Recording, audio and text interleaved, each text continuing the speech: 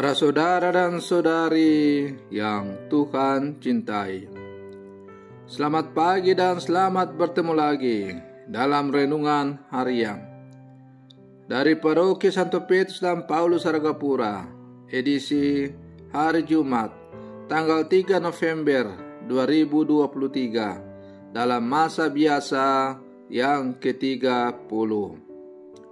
Mengawali hari yang baru ini, kita hendak mendengar dan merenungkan sabda Tuhan. Marilah sebelum kita mendengar dan merenungkan sabda Tuhan, kita berdoa. Dalam nama Bapa dan Putra dan Roh Kudus. Amin. Allah Bapa kami yang Maha Agung, Engkau datang mengunjungi kami untuk menyembuhkan kami dari kesombongan, kelalaian, dan dosa-dosa lainnya. Melalui Yesus Putramu terkasih, kami mohon semoga berkat sabdanya dunia lebih menyenangkan untuk didiami. Bersabdalah ya Tuhan, kami siap mendengarkan. Terpujilah Engkau Bapa, Putra, dan Roh Kudus, kini dan sepanjang segala masa. Amin. Para saudara dan saudari yang Tuhan cintai, sabda Tuhan yang hendak kita dengar dan kita renungkan untuk mengawali hari yang baru ini diambil dari Injil Lukas pasal 14 ayat 1 sampai 6. Tuhan bersamamu. Inilah Injil suci menurut Lukas. Pada suatu hari Sabat, Yesus datang ke rumah salah seorang pemimpin orang-orang Farisi untuk makan di situ. Semua orang yang hadir mengamati dia dengan saksama. Tiba-tiba datanglah seorang yang sakit busung air dan berdiri di hadapan Yesus. Lalu Yesus bertanya kepada para ahli Taurat dan orang-orang Farisi, "Bolehkah menyembuhkan orang pada hari Sabat atau tidak?" Tetapi mereka semua diam saja. Lalu Yesus memegang tangan sakit itu dan menyembuhkannya, serta menyuruhnya pergi. Kemudian Ia berkata kepada mereka, "Siapakah di antara kalian yang anak atau lembunya terperosok ke dalam sumur, tidak segera menariknya keluar meski pada hari Sabat?" Mereka tidak sanggup membantahnya. Demikianlah sabda Tuhan. Para saudara dan saudari yang Tuhan cintai, perdebatan tentang penyembuhan pada hari Sabat itu tidak berhenti dan terus berulang kali terjadi.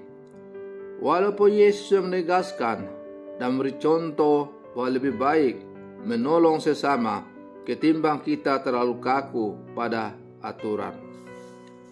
Hari ini Injil mengisahkan soal apakah diperbolehkan menyembuhkan orang pada hari Sabat atau tidak. Orang Farisi bertanya hal itu kepada Yesus, tetapi Yesus menjawab dengan kalimat yang langsung membuat mereka tidak sanggup membantahnya. "Siapakah di antara kamu yang tidak segera menarik keluar anaknya atau lembunya kalau terperosok ke dalam sebuah sumur?"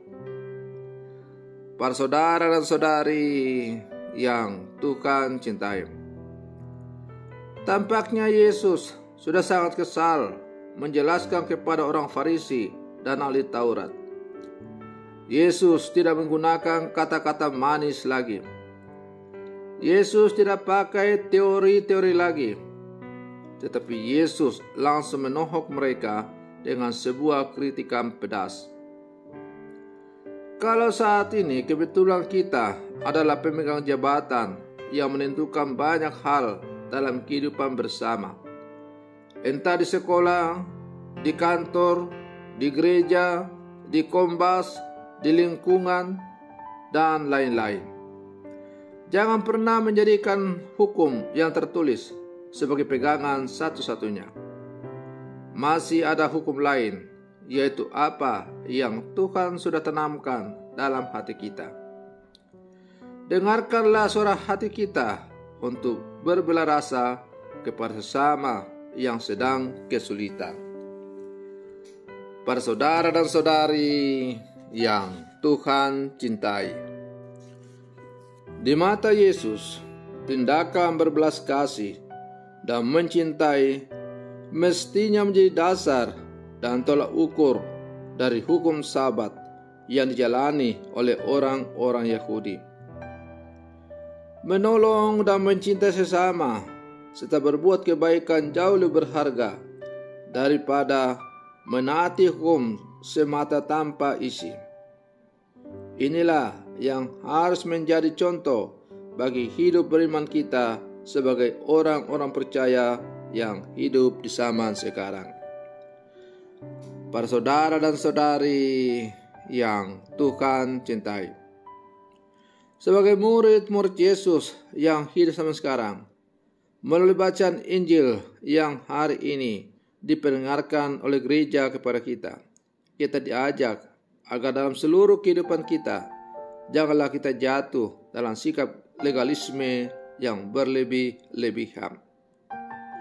Hukum memang diperlukan untuk mengatur hidup manusia, tetapi hukum itu janganlah pada akhirnya menguasai seluruh kehidupan manusia dan justru menjadi alat penindas bagi sesama dalam menjalani kehidupan kita.